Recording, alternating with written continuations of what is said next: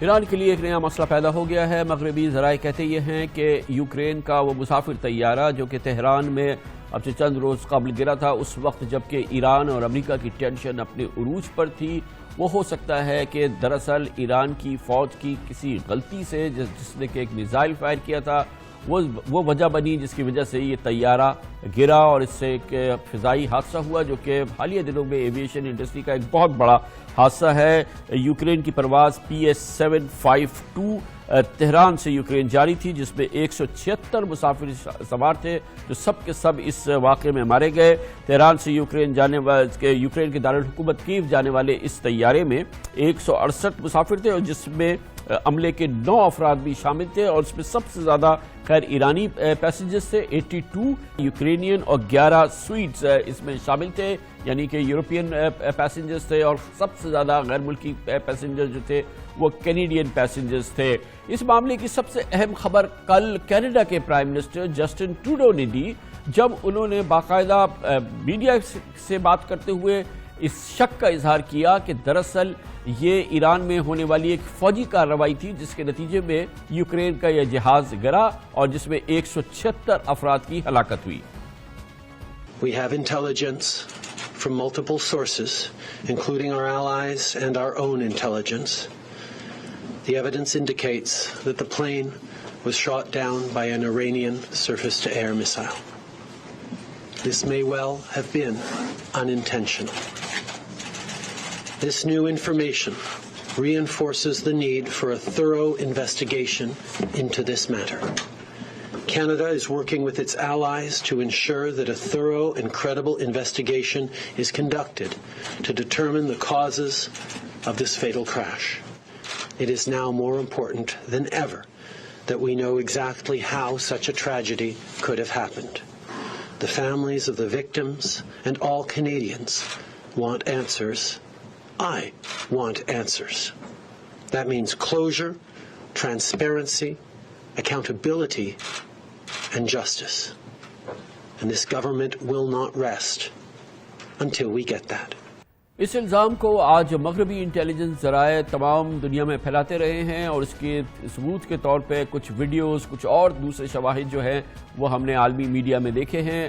آج اس کا جواب دیا ایران کی سول ایویشن ایجنسی کے سربراہ عابد زادہ نے۔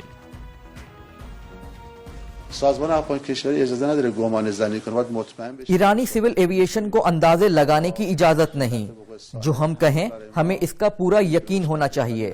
ہم بغیر ثبوت کے بات نہیں کرتے۔ اس حادثے کی وجہ ابھی واضح نہیں ہے اور جیسا ہم نے کہا حادثہ کسی میزائل کی وجہ سے نہیں ہوا۔ ہمیں جاننا ہے کہ آگ کیسے لگی اور اس کی وجہ کیا بنی۔ بوئنگ کمپنی نے بھی ابھی تک کسی میزائل اٹیک کی بات نہیں کی ہے۔ یہ میزائل والی بات وہ ہے جو امریکی سیاست دانوں نے کی ہے۔ اگر ان کی اس بات میں صداقت ہے تو وہ ICAO کو بتائیں جس کے وہ پابند بھی ہیں۔ ICAO کی ویب سائٹ پر بھی لگائیں تاکہ ساری دنیا دیکھ سکے۔ یہ دعویٰ صرف امریکی سیاست دانوں کا ہے۔ اطلاع جهانیان رسیده باشه. این رو سیاستمدار ایران یقیناً ایک بہت ہی چیلنجنگ دور سے گزر رہا ہے۔ ایران کے سب سے مقبول فوجی کمانڈر قاسم سلیمانی کی امریکہ کے حملے میں ہلاکت کے بعد ان کے تدفین کے موقع پہ ایک بھگدڑ مچی جس میں کہ 50 کے قریب ایرانی شہریوں کی ہلاکت ہو گئی۔ ایک بہت ہی بڑا سانحہ تھا جو کہ ان کی تدفین کے موقع پہ دیکھنے میں آیا۔ اس کے بعد یوکرین کا طیارہ جس انداز سے تہران کے قریب گرا اس نے بھی ایک بہت ہی مشکل صورتحال پیدا کی ہے، اور اب مغرب کا یہ الزام کہ دراصل یہ حادثہ جو ہے یہ ایرانی فوجی کارروائی اس کی وجہ تھی جس کے نتیجے میں یہ مسافر طیارہ گر گیا جس میں 176 لوگوں کی جان چلی گئی ہے۔ اس پوری صورتحال پہ بات کرتے ہیں اور اس کے لیے ہم جائیں گے تہران، جہاں پر ہمارے ساتھ موجود ہیں جناب پروفیسر ڈاکٹر راشد نقوی جو تہران یونیورسٹی میں پروفیسر بھی ہے۔ بہت بہت شکریہ نقوی صاحب۔ فرمائیے گا کہ مجموعی طور پہ اس واقعے کے بعد یہ بوئنگ کا کریش ہوا، پھر وہ اسٹیمپیڈ ہوا، جنرل قاسم سلیمانی کی تدفین کے موقع پہ جنرل قاسم سلیمانی کا واقعہ، اب یہ الزامات، پھر امریکہ کی جانب سے مزید سینکشنز بھی لگ گئی ایران میں۔ کیا ماحول ہے اس ملک میں جہاں پر چاروں طرف سے اس قسم کی ہم ایک بہت ہی نیگیٹو خبروں کی یلغار دیکھ رہے ہیں؟ بسم اللہ الرحمن الرحیم. دیکھیں اسلامی جمہوریہ ایران تو اور ان کی عوام بھی اسلامی انقلاب سے لے کے ابھی تک اس طرح کی خبروں، اس طرح کی سازشوں، اس طرح کے پروپیگنڈوں، 8 سال کی جنگ، مسلسل سینکشنز، ہر روز حملوں کی دھمکیاں، all options are on table.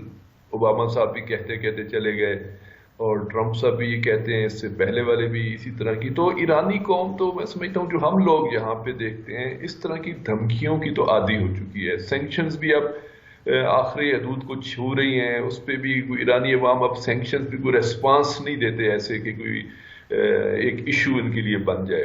اور 2-3 حادثات جو ہوئے بالخصوص جو شہید قاسم سلیمانی کے عنوان سے، یہاں پہ ایران کے اندر ایک ایسا ٹیمپو بنا کہ باقی سارے مسائل جو ہیں وہ پس منظر میں چلے گئے.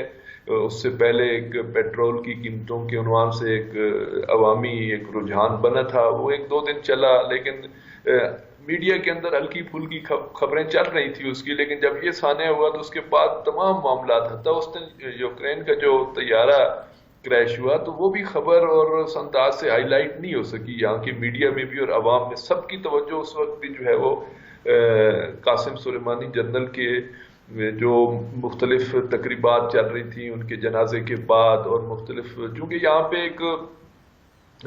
ایک شیعہ معاشرہ ہے اور مجالس اور اس طرح کا سلسلہ یہاں پہ ایک اس کلچر کا حصہ ہے کہ کوئی دنیا سے جب چلا جاتا ہے چاہے عام مرحوم. لیکن نقوی صاحب آپ کیا فرما رہے ہیں کہ یہ جو ایک اور واقعہ جو ہوا ہے جو کہ ان کی تدفین کے موقع پہ اسٹیمپیڈ ہوا جس میں 50 لوگوں کی ہلاکت ہو گئی اور سینکڑوں لوگ اس میں زخمی ہو گئے، اس پر بھی عوام نے کوئی توجہ نہیں دی. اس کے بعد جہاز گر گیا، ایک انٹرنیشنل ایک اتنا بڑا میجر ڈیزاسٹر ہو گیا ایویشن، اس کی بھی کوئی خبر نہیں آ رہی. یہ کچھ ناقابل فہم لگ رہا ہے. نہیں، ایسے ہے کہ میں نے عرض کیا نا کہ یہاں کی قوم کا جو مزاج ہے وہ بڑے ایشو کی طرف متوجہ تھے. البتہ گزشتہ دن جو ہے انہوں نے سوگ کا، اس یوکرائن کے طیارے کی سوگ میں پورا 1 دن کا سوگ منایا گیا گورنمنٹ کی سطح پہ. اور پھر یہ ایسے کہ جس انداز سے پروپیگنڈے کیے گئے اور یہاں پہ جو میزائل چلے اور عین الاسد والا واقعہ پیش آیا تو تقریباً اس طرف لوگوں کی توجہ زیادہ تھی اور میڈیا بھی اس کو وہ کر رہا تھا اور ایک ہائپ بھی کریٹ ہو چکی تھی کہ حملہ ہوگا، جواب ہوگا، انتقام ہوگا اور اس طرح کی. تو آج کا دن کسی حد تھا کہ ان موضوعات پہ بات ہوتی. جمعے کا دن تھا لیکن آج بھی جمعے کے جو اجتماعات چلے ہیں ان میں بھی اس واقعے کے افسوس کا اظہار کیا گیا اور اس کو بھی امریکی پروپیگنڈا قرار دیا گیا کہ ابھی بلیک باکس آئے گا، سارے نتائج سامنے آئیں گے اور پھر میزائل مارنے کا ٹائم اور طیارہ گرنے کے ٹائم کے درمیان جو فرق ہے، جو عمومی باتیں ہوئی ہیں، البتہ جو ٹیکنیکل ہیں وہ تو اپنی جگہ پہ ہیں، وہ بلیک باکس سامنے آئے گا جو بھی اس میں. بہت شکریہ جناب راشد نقوی ہمارے ساتھ موجود تھے. اس کے ساتھ ہی ہمارے